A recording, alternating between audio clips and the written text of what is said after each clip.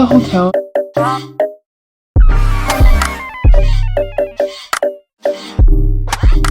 Hey guys. Oh.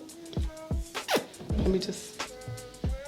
I literally chose the worst time to film this video. The sun is going down. It's like 5 o'clock. But honestly, I don't even care. If you start to see the lighting system, like ignore it. I'm not moving it. I said what I said. No, I'm kidding. Hey guys, it's Kai. If you're new, welcome to my channel. Today's video is a story time. So I haven't had time to like actually sit down and talk about what me and my mom went through trying to get from here to America. The tragic experience. Maybe get some popcorn or something. We're just gonna start. I was supposed to be in Germany for 5 days. We did touristy stuff and whatever, but that's not the point. We're not talking about what I did. Like, you can go watch my video if you want to see what I did for the 5 days that I was there. We were checking in Abu Dhabi airport. The guy at the desk was like, your bags are overweight. I was on the website. I can't even remember what airlines it was. 30 kg is like the maximum for bags that are going in the belly of the plane. And all our bags were 30 kg. My mom had to pay so much money to get our bags on the plane. That's like the worst way to start your vacation. We went from here and we stopped in Turkey. On the way from Turkey to Munich. When we got on the plane, I think it was Turkish Airlines, the stewardess, they were looking through the booths. But one of the guys literally came up to my mom and he was like, can I see your passport? Are you serious? Are you? We're not. We're literally not refugees. Oh my God. My mom was so mad, but obviously she can't say anything because like we're in a foreign country. Like they'll kick us off the flight.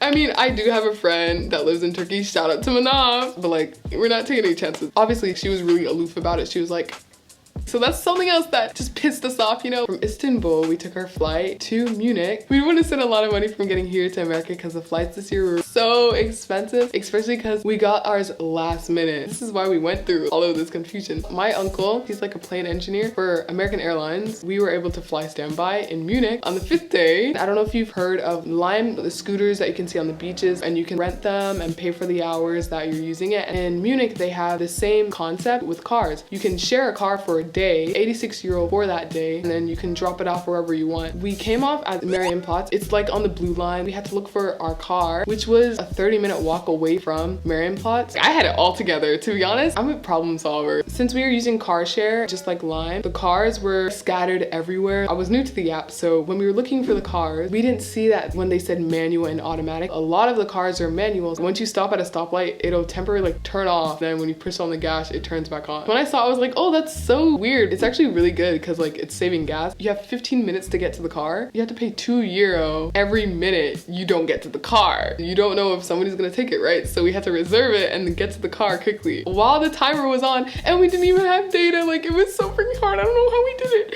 Mom had data, but like it was so slow. Mom was like trailing behind me. I was like, hurry up. We walked 30 minutes to get to the car. We were literally in the Arab part of the town. I see Arabic everywhere. I'm like, I can read that. Finally get to the car, we're chilling. Mom's legs hurt, my legs hurt. And the mom is like, wait, this is a stick shift. I was like, yeah, it's okay. And then she was like, I don't know if I can drive this. I was like, you're telling me that you can't drive this stick shift because your feet hurt? No, I'm kidding. We were gonna pick up the car in the city, drive back to our hotel so we can get our suitcases and take them to the airport. That was the whole plan. And Mom was like, oh yeah, I can't drive it. So then we had to get out and I had to look for another car that was automatic. So we locked the car, canceled the thing. Then we walk in the Arab town and make a right. I actually remember this. We walked straight down, we made a left. Anyway, there's the U2 line and the U6 line, and both of those lines stop at Incompetence. None of them were going in the direction we wanted to, and I feel like this is literally the devil. Like, why is this happening to me right now? You see that I'm literally struggling and all these trains are going in the wrong direction. Like, why is this happening? Ugh, honestly, in my mind, like, I don't even know how I did this. We had to get to this place called Haras or Haras, I don't know. It's really dark. Okay, we're back. We took the train, then we waited. Like, the next train was in 56 minutes. And then we took that train to Haras. We waited for another train. Finally get to Incompetence. We walk straight down the street. Our car is in this car park. We're chilling. But like, I'm not really chilling because we're going against the clock. I see this guy, he was on crack and he was walking down the street and his arm was like this. I was like, please, just don't come in my direction. Like, he was here, I went. It's like, just like, don't make eye contact with him because he was like crazy. I was like, oh my God. But And there was this drunk dude and he was talking to, I guess they were locals. He was really tall too and he was just harassing these two brown people. I was like, oh, I feel bad. But like, I gotta get to my car. So I went into the car park and finally got to the car. That's when you see that footage in the vlog where mom's driving through the city. That's the car we finally got to. And we drive like 35 minutes to the hotel. And in the morning, it may have been a Friday or a Thursday, I don't remember. Watch my video to know. Then we went to the airport. Oh my God. First day at the airport. The first day at the airport. Yes, I said the first day because we were there for a really long time. And I'm mad about it. My mom left me to give the car to Six. They had like a certain place that you had to leave the car at the airport. We were going on American Airlines. I was at the desk. I lied to the guy at the desk. He was like, is this your bag? Like, your mom has to be here to check in your bag. I was like, yeah, this bag is mine. But it was really hers. So my mom only had to check in one bag. We lying. We scheming. My mom took like 40 minutes to get to where our check-in was. Little did we know how big the airport actually was. My uncle works for American, so we were able to get the buddy passes. There were 2 flights going out to America. We didn't make it, both flights. We went to the conveyor belt area, didn't see our bags, so we left. These guys, they lost their bags. 3 bags. Lost their 3 bags. We were looking for American Airlines, couldn't find it. For some reason, at this airport, they don't have like a check-in booth, like a default check-in booth. They have a customer service booth. So we went to the customer service and we stayed there for like 3 hours. And they finally find our bags and they're soaking wet. And why are they wet? Because they left them in the rain. Love you, Munich airport. We went to Holiday Inn, literally a 1-star hotel. Stayed there for the night and we like fanned out our clothes since they were soaking wet. Love life. The next day, we took the shuttle in the morning at 6 a.m. I did not care if we made the flight or not. We went through customs, we got our passport stamped. Again, my mom met this man, he was doing standby also. Mom was saying how like we live in the UAE and stuff. And he was like, oh yeah, Egypt isn't considered to be a part of Africa. And I'm like, oh, that's really funny because like, you're really out here believing that? I literally have Egyptian friends that identify as African, but he had this list of standby people that would probably be able to get on the plane. Couldn't get on the plane, but I was chilling, you know? Went back through to collect her bags. And of course, they lost her bags for the 2nd time. Love you, Munich airport, for that. You're so incompetent. I sit in the conveyor belt area for about 3 hours. Mom exited and went to the counter because she said if they find the bags, they'll just throw them on the belt. We didn't know and we didn't like get any info on it. All of these cops and security guards passed by and like, don't ask me what's wrong. Nobody asked me, hey, why are you alone? America could never. UK could never. I kind of asked a few people, are you in charge of the bags, right? So there's this man that was literally so rude to me. I was so respectful. I guess he was security. He was literally not doing anything. He just sat next to the exit door to make sure nobody re-enters. After everybody gets their bags, there's nobody in there because nobody's collecting their bags. It was just me and him. I was sitting on a bench and he was like near the door and I was like, excuse me. And he was like, what? Are you in charge of bag collection? I said it in this subtle tone. And then he said, what? Again, me assuming that he can't hear me. I said, are you in charge of the bags? Like speaking louder, you know? And he was like, shh, you're too loud. I was like, oh, that's funny. Since you've literally seen a young girl literally sitting down for 3 hours and you never asked me what's wrong and you were saying I'm too loud when there's nobody in here, like it's just me and you. Why are you saying I'm too loud?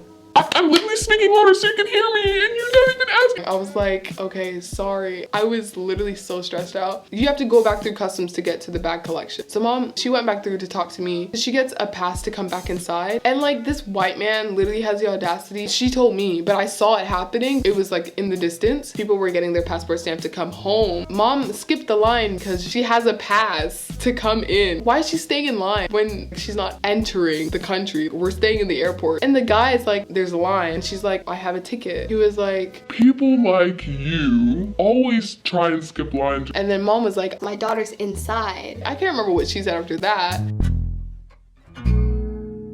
He came through collecting his bag. I literally had the audacity to talk to my mom again and be like, where's your daughter? Like, why are you talking to us? Leave us alone. And she was like, she's right here. I had a great time in your country. Now I will be leaving, idiot. I was like, ah! I literally have to laugh. Give me a second. He was so in the wrong for saying that. I literally don't understand why people are so nasty. Mom was telling me they really put our bags on the plane and took them to Dallas. Incompetent.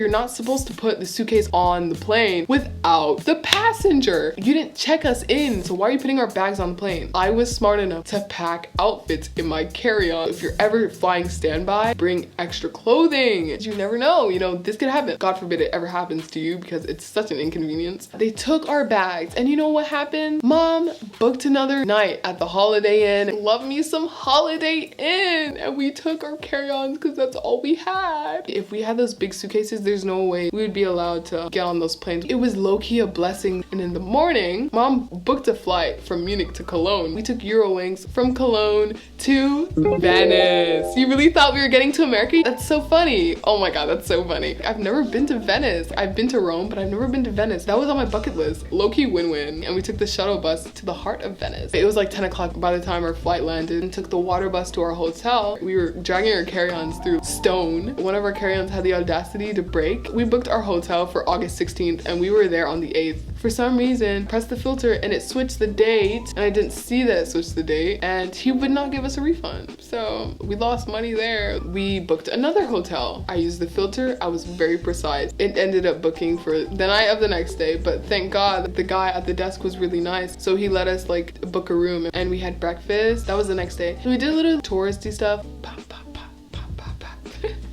We took the water bus back to the station. We took it in the wrong direction, and I told Mom, I was like, this is not the right way, and she was like, my camera literally died. I really want to finish this story, like it's almost done. We took the shuttle bus back to the airport because our flight was that day, but we were doing standby. Did not make the flight standby, so we slept in Venice airport. Mom booked a flight on Go to Gate, but like it ended up being a scam company, and we stayed in our terminal, but then like the cops came.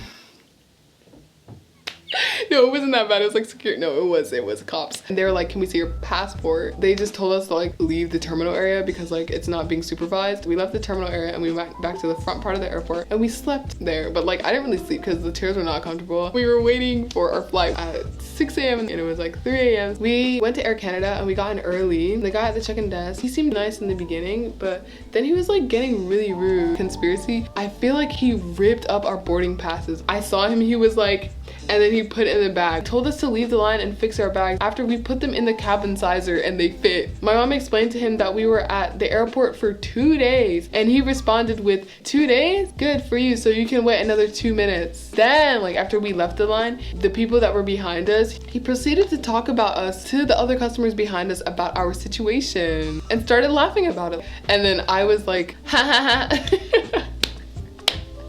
I was literally so salty. We went through the line again, and like we got food and we went on the plane. We went from Venice to Montreal. I had like a 15-hour layover or something. Booked another hotel for just a few hours. We took the bus from our hotel to the train station, and then we took the train to the city of Montreal, but everything was closed by then. We had McDonald's for dinner, and that restaurant, the manager was like 16. It was such a dirty McDonald's, but like it was still good to go see Montreal. I've been to Toronto. That was when I was like 5 and I can barely even remember. Finally, our flight was the next day. We took like a little shuttle car to the airport. We went on the plane and we finally made it to Florida. So yeah, that's my crazy travel experience. It's literally been 2 hours because my camera died twice, but you know it's okay because I really wanted to share this story. If you enjoy this video, leave a like and subscribe to join the family, and I'll see you in my next video. Stay in school, don't do drugs, and I'm out. Bye!